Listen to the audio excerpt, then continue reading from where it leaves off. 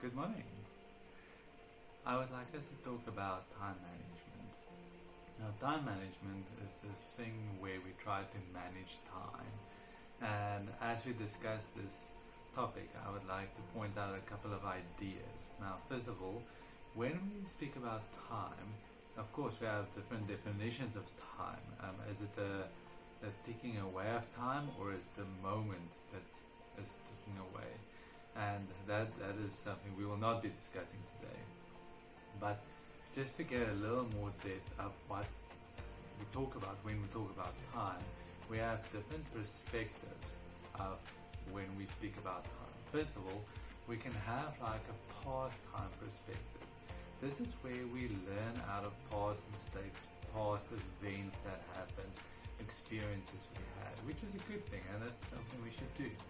But then we also have a present time perspective, and that is where we try to invest our time in now, trying to spend the time we have as an investment, because time is eventually it comes down to we investing our time in something. So when we speak about present time perspective, we're trying to invest our time in here now, where we think our time will yield the most benefit. So if we would take an example of, let's say you get like a sum of money, 100 Rand, let's try it that way. And I ask you, what would you do for 100 Rand?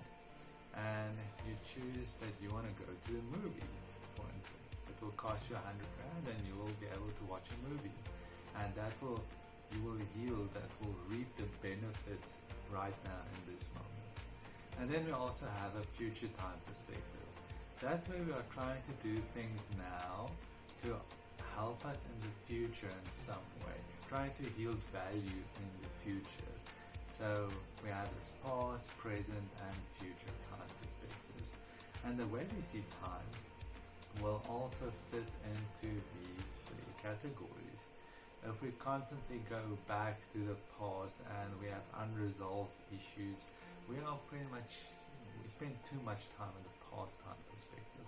So much so that we miss opportunities in the present to yield value, but also in the future. Now, we'll be speaking about another quadrant in a moment that Stephen Covey said it's a good way to prioritize our day. And when we speak about time management, we need to speak about prioritization. I believe the first step we need to take in budgeting is set up a budget. If you want to get control of your money, you need to have a budget.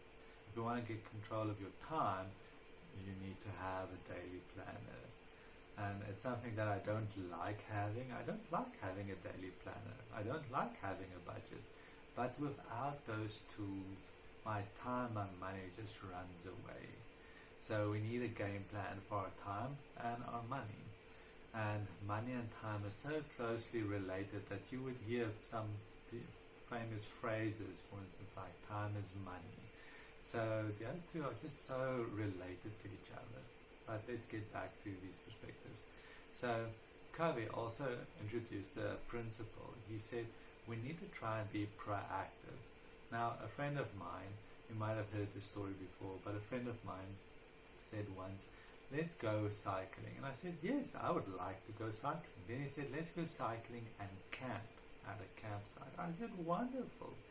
And then in the afternoon, 4 o'clock after work, we got on our cycles and we started cycling. And with heavy backpacks as well.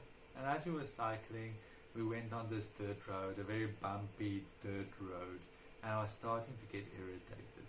And I was just about to get my groove on this dirt road, and then my friend stopped, and I turned around reluctantly, and I asked him, why did you stop?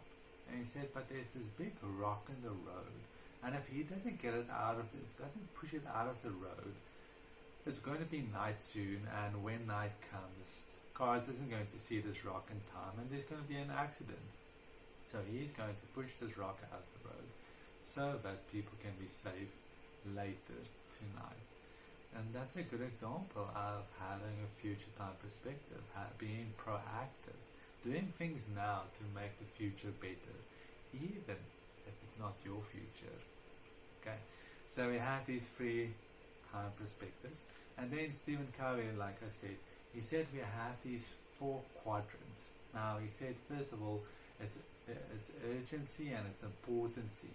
So where something is urgent and where something is important, you will find it in quadrant 1. This is where it's the big task that's urgently, it's important, and we need to spend a lot of time there.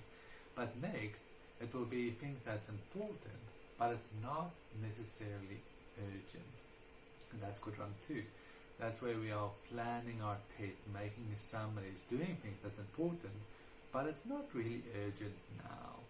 And then we have things that's urgent, but it's not important. For instance, someone calling you, you're taking out your phone because you think it's important, and then you see, oh, it's a spam caller or something you don't really want to pay attention to. And then we have not important and not urgent in quadrant 4.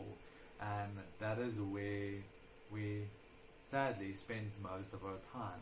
It's on our phones doing absolutely nothing, watching games, playing games, watching things that it just does nothing. So if we look at these quadrants, the idea is to spend most of our time in quadrant 1 and 2. That's where we should spend most of our time. And so you can almost see it like a triangle, like a hierarchy. The more time you spend on something, the higher up in this hierarchy this task should be. So in the end, it's necessary for us to spend most of our time in quadrant 1 and 2. Now, the idea is for us to actually move from quadrant 1 to quadrant 2. But to do that, we need to get into this habit first. And let me explain. If we apply this principle of being proactive, it means there will be very few urgent tasks that's in front of us.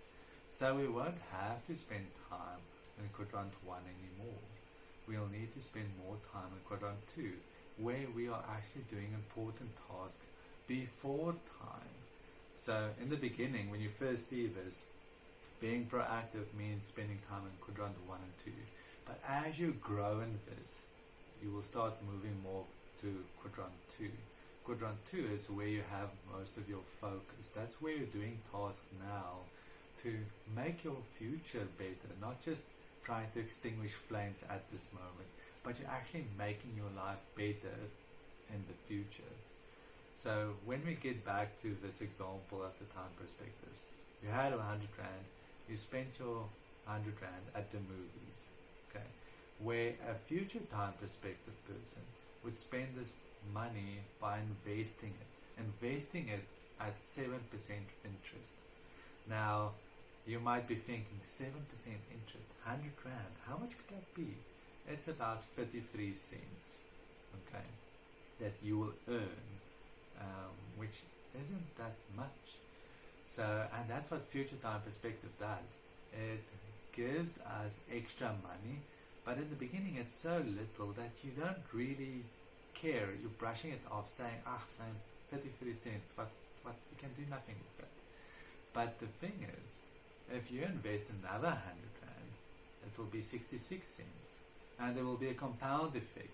So if you do that every month of the year, at the end of the year, you could probably be sitting with close to 10 Rand that you wouldn't have had if you didn't invest it. Now you still might be sitting here laughing at me, thinking, 10 Rand, oh come on. But the thing is, this is the principle. If you had 1,000 Rand that you invest every month, you'd have close to 100 Rand. Okay, but that's not really money still. Okay, what about 10,000 Rand? Now all of a sudden you have 1,000 Rand. What about if you do this for a couple of years? What then? The compounding effect is so enormous that we underestimate it a lot. So my point in this is, if you had 100 Rand, you went to the movies, now you had a present time perspective, you had fun, it was nice, you enjoyed it. And the thing is, present time perspective activities, many times it costs us more. For instance, you had to pay for it with money, but you also had to sit there for hour and a half watching the movie. And if it's a bad movie, you have to pay 3 times for this movie. Where future time perspective, you put your money in there, it stays in there, you can have it any time you want. And it's growing more options in the future. So for us to be higher functioning, it's necessary for us to spend most of our time in future time perspective. And that's difficult. And oftentimes when I speak about this, I refer to a thing that I call we need to try and make more good choices instead of fun, lekker, harmonatie choices. Because if we spend more time in the future time perspective, which is good choices, our future starts to change. But the more time we spend on what is lekker, what is fun, what is nice now, we stay and nothing changes. So this is the big idea of time management.